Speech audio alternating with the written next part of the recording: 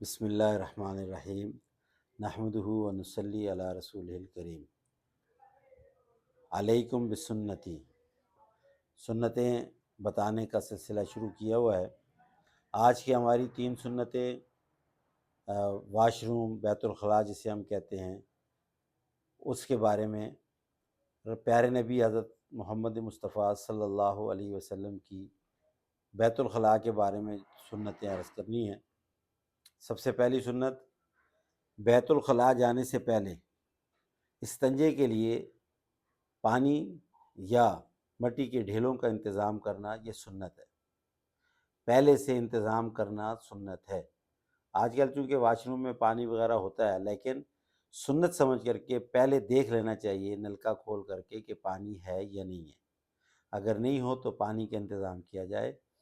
پانی کا انتظام استنجے کے لیے یا ڈھیلے کا انتظام کرنا یہ سنت ہے۔ نمبر 2، بیت الخلاء میں داخل ہونے سے پہلے دعا پڑھنا۔ بسم اللہ اللہم انی اعوذ بک من الخبث والخبائث۔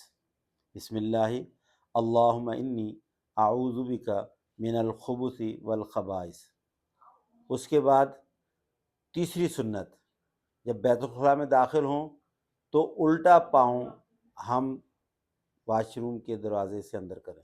الٹا پاؤں، پہلے الٹا پاؤں اندر داخل کریں، یہ سنت ہے۔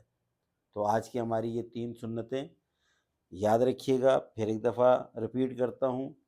سب سے پہلے استنجے کے لیے واش روم جب جا رہے ہیں تو استنجے کے لیے پانی یا مٹی کے ڈھیلے کا انتظام کرنا یہ سنت ہے۔